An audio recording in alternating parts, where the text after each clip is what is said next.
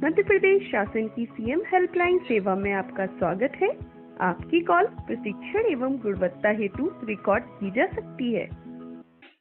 माननीय नमस्कार, मैं सीएम हेल्पलाइन से नेहा बात कर रही हूँ। गणेश जी कृपया बताएं मैं आपकी किस प्रकार सहायता कर सकती हूँ। मैडम नमस्कार, आपको बहुत बहुत।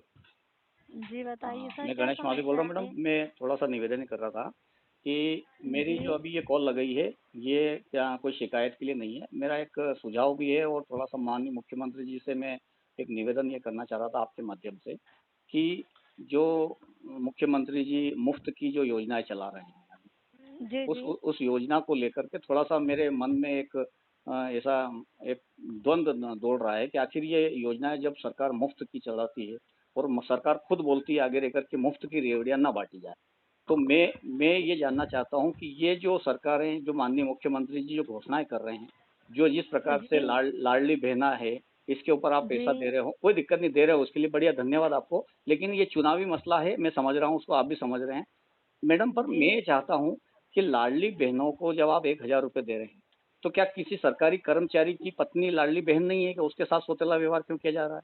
उसको भी 1,000 दे सकते हो आप। वो कौन सा काम कर रही है? वो तो गृहिणी है ना।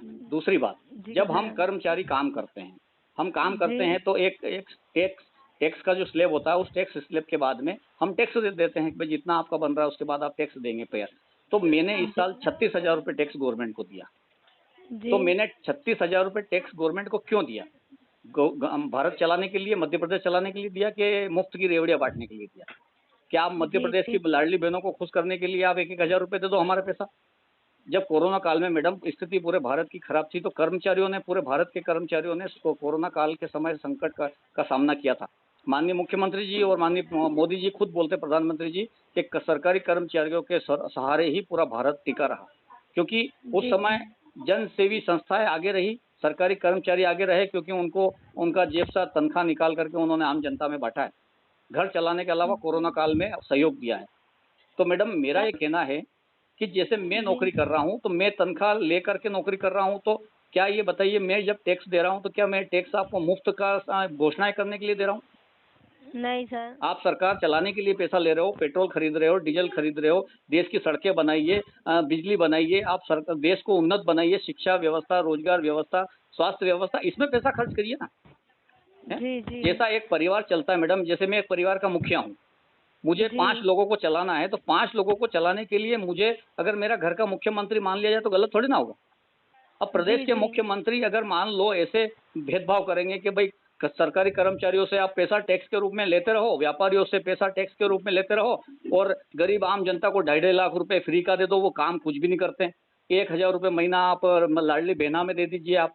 हैं, कुछ योजनाएं अच्छी हैं, मैं मानता हूँ, जैसे विधवा पेंशन हुई, आपके दिव्यांग पेंशन हुई, इसके लिए मैं मना नहीं कर रहा हूँ मैडम, ये लोग लाचार हैं, बेबस हैं, गरीब हैं, जी उनको दो जी आप। जी लेकिन लाडली बहना योजना जैसी, एक प्रधानमंत्री मकान बनाने जैसी 2.5 लाख रुपए जैसी योजना है, और ऐसी योजना है मैडम जिसके घर में कोई सरकारी कर्मचारी नौकरी भी करता है और उसका लड़का 18 साल का या 20 साल का हो गया, उसने अलग परिवार बना लिया है, वो गरीबी रेखा में कूपन पे नाम लिखवा लेता है और उसको मकान मिल जाता है। उसकी उसकी जी मिसेज को आप लाडली बहना में सर जोड़ देते हैं। जी जी सर, लाइन तो बन रहेगा। पर मैं सर नहीं, आप मेरी आप मेरी बात पूरी सुन लीजिए। मेरे कोई शिकायत नहीं है, एक ले मेरा ये से है मैडम कि मैं जब जी काम करके सरकार को पैसा दे करके, टैक्स दे करके, और मेरा देश चलाने के लिए, मध्य प्रदेश चलाने के लिए जब मैं मेहनत कर रहा हूँ, अभी मैं इलेक्शन का बीएलओ भी हूँ मैडम। है, जी इलेक्शन का बीएलओ जी होने के नाते मुझे साल भर में 15 मतलब एक 600 रुपये के हिसाब से 6,000 रुपये 12 महीने के मेरे को मिलते हैं। 500 रुपये जी के महीने के हिसाब से साल भर के 6,000 रुपये मिलते हैं। तो जब मैं बीएलओ की अतिरिक्त नौकरी कर रहा हूं, तो मुझे काम करने के 6,000 रुपये देती है सरकार, और लाडली बहना को घर बैठे 1,000 रुपये देती है, तो वो क्यों? उसको रोजगार नहीं दे सकते हो आप? सिलाई, कढ़ाई, बुनाई, हैंडलूम, छोटा मोटा किराना व्यापार, ये वो, पत्तल दोने, कुछ भी आप ऐसी चीजें बना सकते हैं जो लाडली बहनाएं घर पे कर सकती हो। है, जी आप उनको योजनाएं दीजिए, रोजगार दीजिए, आप घर बैठे आप ये कीजिए कि भाई आपके स्थानीय विधायक जो भी हैं, मेरे यहाँ डॉक्टर राजेंद्र पांडे जी लगते हैं, उनसे कहिए आप कि भाई जितने भी आपके क्षेत्र में इस उम्र की जो भी लाडली बहनाएं हैं, उनको आप ये काम दीजिए, उनको आप तनख्वाह मिलेगी। तो स्वरोजगार, आप मतलब उसको आप क्या चाहते हैं? आप उसको बेरोजगार बना रहे हो और 1,000 रुपये खाते में डाल रहे हो, कौन काम करेगा ये बताओ मुझे? जी। और आप भी मैडम मेरी बात सुनने के लिए अब यहाँ आप नियुक्त थे, आप टेलीफोन पे मेरी बात सुन रही हैं। आप भी वहाँ फ्री में तो नहीं बैठे होंगे, आपको भी तनख्वाह मिल रही होगी ना। जी जी। तो आप काम कर रहे हैं तो तनख्वाह मिल रही ना, कि आपको घर बैठे बैठे तनख्वाह मिल रही सर वो तो काम करने की दी जाती है ना। ऐसे तो काम नहीं दी करने की जाती। तनख्वाह दी जा रही है मैडम। तो आज मुख्यमंत्री जी एकदम से बोल देते हैं मैं ये करता हूँ कि 2.5 लाख रुपए प्रधानमंत्री जी ने दे दिया, मैंने 1,000 रुपए लाडली बहनों को दे दिया, आने वाले समय में बस 1250, 1750, 3,000 तक दूंगा। कहाँ से ला के दोगे भाई? जी जी। आपकी कोई खेती है क्या? सर 1,000 बीघा जमीन है जो आप उसमें हाँक के दोगे? हमारा ही पैसा है ना टैक्स का मैडम। जी आज जी। मैं दुखी हूँ मैडम इस बात को लेकर के कि आज हमारे ही पैसे का इस देश में इतना दुरुपयोग होता है। कोई भी नेता आता है, लॉलीपॉप देता है। अभी कमलनाथ जी आ गए, इधर 1500 महिलाओं को देंगे हम, इनको लाडली बहनाओं को देंगे हम, टंकी 500 रुपये की कर देंगे हम, पेट्रोल 50 रुपये का कर देंगे। अरे तुम लॉलीपॉप क्यों देते हो? आप किसी जनता को क्यों आप इतना रीढ़ की हड्डी से तोड़ करके जमीन पे सुला देते हो? उसकी रीढ़ की हड्डी मजबूत रहने दो, उसको स्वाभिमान, उसको खड़ा करो। मोदी जी ने कहा है हमारा देश स्वाभिमान देश है। ऐसे कैसे स्वाभिमान हो जाएगा मैडम? समझ से समझ पा रहे सर आप जो बताना चाहते हैं, लेकिन सर हम इस संबंध में तो आपकी कोई सहायता नहीं नहीं कर मैडम, आप पाएंगे। ये यदि सहायता कर सकते हो कि जब 181 माननीय मुख्यमंत्री जी ने समस्या समाधान के लिए रखा है, तो कम से कम मुख्यमंत्री जी खुद एक समस्या क्रिएट कर रहे हैं कि इस तरीके से, तो एक आम कर्मचारी और एक आम गृहिणी जो मेरी पत्नी है उसको भी 1,000, मैं भी नहीं चाहता हूँ मेरी पत्नी को मुफ्त में 1,000 रुपये दो। क्यों? मैं खुद चाहता हूँ कि वो अपने पैर पे खड़ी रहे, वो कुछ काम करे, उसको दे।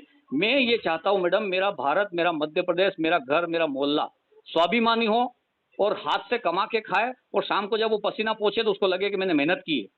आप क्या करना चाह रहे हो? पूरे देश को पंगु करना चाह रहे हो, सबको मुफ्त में। अभी बिजली मुफ्त कर देंगे, जी फिर कभी किसानों का ऋण मुफ्त कर देंगे, माफ कर देंगे, अभी व्यापारियों का लाखों करोड़ों रुपए ब्याज माफ कर देंगे, कर्मचारियों का कोई रियायत ही नहीं है।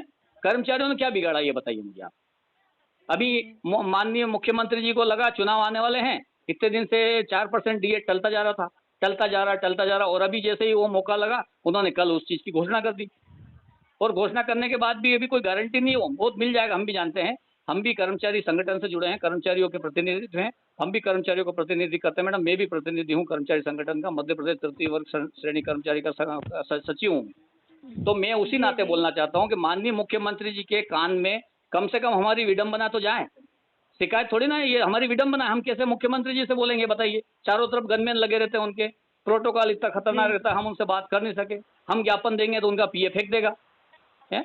हम जी कैसे बात जी। करेंगे ये बताइए आप? माननीय मुख्यमंत्री जी एक विधायक दल के नेता हैं, हमारे जावरा के विधायक हैं, इन्हीं में से ऐसे मुख्यमंत्री बने हुए हैं वो है। जी जी। अब हमारी समस्या मुख्यमंत्री जी को कैसे बताएं ये बताइए? अब आप ही बताइए। आप ही माध्यम 181 का, तो हम कम से कम टेलीफोन पे हमारी ये भड़ास निकाल लेते हैं हम। जी समझ तो से मेरा समझ ये पा मैडम रही सर। निवेदन है कि मेरी ये पूरी रिकॉर्डिंग मुख्यमंत्री जी को कहें कि पूरे मध्य प्रदेश में पहला ऐसा केस आया है माननीय मुख्यमंत्री जी कि 181 आपने रखी है शिकायत के लिए, और आप ही के खिलाफ शिकायत है, आप ही के लिए कर्मचारी की विडंबना है, आप ही के कर्मचारी की एक दुख है, तकलीफ है, उसको सुनो और इस तरीके से आप उस समस्या को दूर करो आप हैं। समस्या वही दूर कर सकते हैं मैडम, मुख्यमंत्री जी ही दूर जी कर जी। सकते हैं। उनके ऊपर कौन है जो समस्या सर करेगा? जी जी उन्हीं के द्वारा दूर हो सकती है सर। फिर तो आप ये मेरी बात को, जी मेरी रिकॉर्डिंग को उनके पास में समक्ष पेश करें और मुझे संतुष्ट करें मैडम। आने वाले चुनाव में जो भी मसला रहे उससे कोई लेना देना नहीं है, लेकिन मेरे टैक्स का पैसे का सदुपयोग होना चाहिए, देश की तरक्की में होना चाहिए, न कि मुफ्त की रेवड़ी बांटने में। जी सर मैं आपको ज़्यादा समय नहीं दे पाऊंगी सर। जी ये जो भी मैंने बात कही मैडम, ये आप वहां तक पहुंचाइए, मेरा यही बस इतना निवेदन है आपसे। जी जी। ठीक है ना? जी ठीक, ओके, थैंक यू। जी। CM हेल्पलाइन में संपर्क करने के लिए धन्यवाद।